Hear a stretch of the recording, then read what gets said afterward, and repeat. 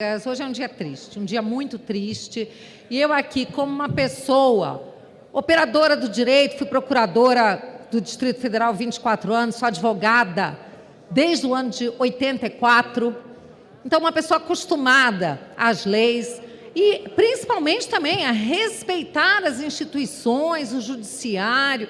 Eu hoje me vejo aqui diante de uma situação realmente que eu acredito que a casa hoje perdeu uma grande oportunidade. Estou me referindo à confirmação da cassação do deputado Dallagnol. E por que eu digo isso? Porque o artigo 49 da Constituição Federal, no seu inciso 11, ele diz que é dever desta casa, é dever do Congresso, zelar por sua competência, capitão Gilberto, zelar por sua competência normativa em face de outros poderes que acabam legislando em nosso lugar. Sim, e não adianta dizer que, neste caso, o que estava sendo cassado era o registro do candidato Dallagnol e não o seu mandato, quando então caberia a essa casa se pronunciar. Porque exatamente a lei da ficha limpa, que foi aplicada de forma equivocada nesse caso, é para a cassação de registro de mandato, registro de candidato, que agora já era deputado. Então, se o TSE interpretou a lei da ficha limpa votada por essa casa, única casa que pode legislar, além do Senado, evidentemente, que é a outra casa do Congresso, e, lendo a lei da ficha limpa para aplicá-la ao caso concreto, cria uma nova hipótese de inelegibilidade, é claro, como água, é cristalino, que o TSE está a invadir competência do Congresso Nacional.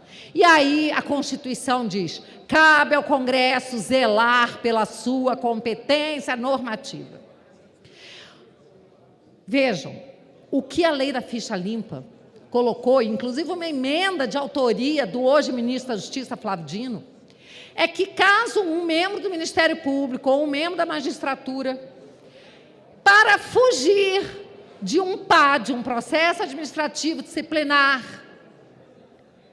a que estivesse respondendo, para fugir de uma possível condenação que poderia gerar a sua inelegibilidade, saísse, deixasse o cargo para escapar dessa condenação e da consequente inelegibilidade, ele ficaria inelegível. Foi mais ou menos o que se decidiu na época do impeachment do Collor, do Fernando Collor de Mello, então presidente, que renunciou para fugir da perda dos direitos políticos, mas o Senado entendeu que mesmo tendo renunciado, ele ficaria inelegível por 8 anos. Interpretação que não aplicaram a Dilma Rousseff quando foi empichada, quando sofreu o processo de impeachment. Aí mudou o entendimento. Quer dizer, quando o outro renunciou, nem chegou a sofrer o impeachment, ele teve as consequências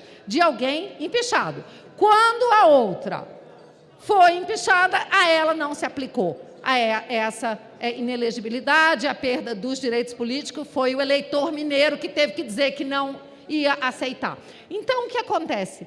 Hoje estamos vendo uma repetição dessa história. O TSE cria uma hipótese, interpreta a lei de tal forma a negar o que está escrito no texto, porque Deltan Dallagnol não respondia a nenhum PAD, não respondia. Ele juntou uma certidão de que não respondia a um PAD, uma certidão emitida pelo CNMP.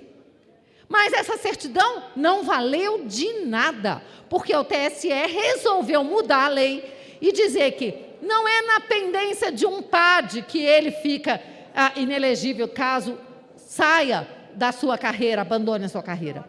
É na hipótese de ele responder a um processo preliminar que poderia vir a gerar um PAD, que poderia vir a gerar uma condenação, que poderia vir a gerar uma inelegibilidade. Vejam quantas hipóteses, quantas suposições. Então, agora, um direito fundamental, que é o direito da pessoa exercer a sua cidadania, concorrendo, sendo eleito, foi cassado por uma interpretação extensiva, que é vedado. Isso a gente aprende na primeira aula de direito constitucional.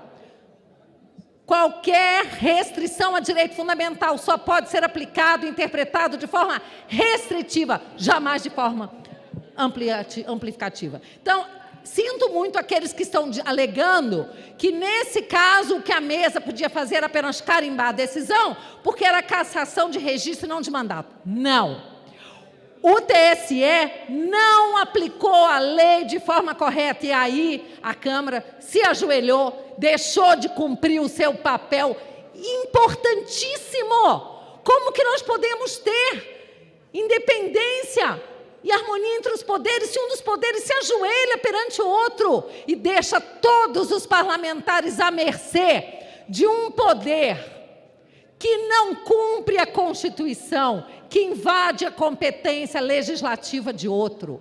Isso é muito grave. E eu, como parlamentar, uma parlamentar que luto para resgatar a autoridade dessa casa, desde que entrei aqui no primeiro dia do meu primeiro mandato, só posso lamentar terrivelmente e prestar minha solidariedade ao Deltan Dallagnol e dizer: colegas, estamos todos no mesmo barco aqui, todos. Enquanto essa casa não resolver cumprir o seu papel e defender as nossas prerrogativas, seremos calados, seremos caçados, e até mesmo nossos discursos no plenário já são objeto agora de discussão no Supremo Tribunal Federal.